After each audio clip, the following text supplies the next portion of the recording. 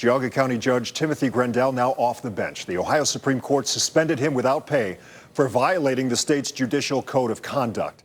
News 5 investigator Sarah Buttison, as we just heard, broke this story 5 years ago, and she is following through again tonight.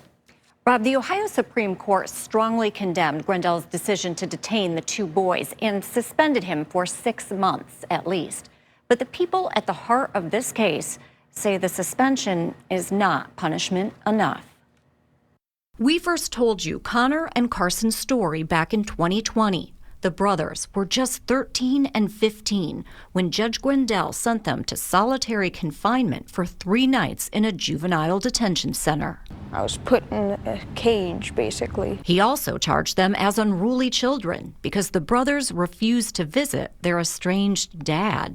In this ruling, released today, the Ohio Supreme Court found Judge Timothy Grendell violated the state's code of judicial conduct when he locked them up. The court says the charges against the boys were unwarranted, and there was no basis to detain them. The court also found Grendell violated a juvenile court rule when he banned them from calling their mother, Stacey Hartman, while they were in detention. In a statement, Stacey says Grendell's punishment is not nearly enough in comparison to the damage, pain, and suffering he has caused her family. The court dismissed a charge related to the judge's ongoing issues with Geauga County Auditor Chuck Walder. I had very high hopes for a very different outcome. The court concluded that punishing Grendell over a speech he gave at a Geauga County Tea Party meeting would violate his First Amendment right to free speech.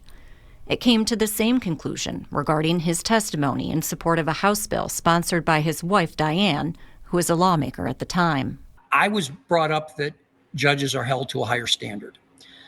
It appears from the decision that may not be a good rule of thumb. The court did warn judges against getting involved with legislation, saying there are good reasons to tread with caution.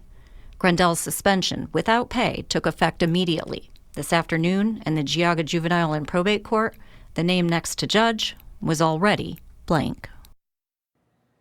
So what does Judge Grendell himself have to say about the court's decision? I spoke to Grendell's attorney today. He said no comment. Okay, there's a lot of arms here, and they've been there for years, as we said. You just followed up on the story last week. The Supreme Court took such a long time to respond and take care of business on this and issue this ruling. That's right. I found it was the oldest legal or judicial misconduct case on the court's docket, and that had been over a year since the court had recommended Judge Grendell's suspension. Is it done? It's over. Thanks for keeping us updated. As I said, 4 years on that story. Thank you, Sarah.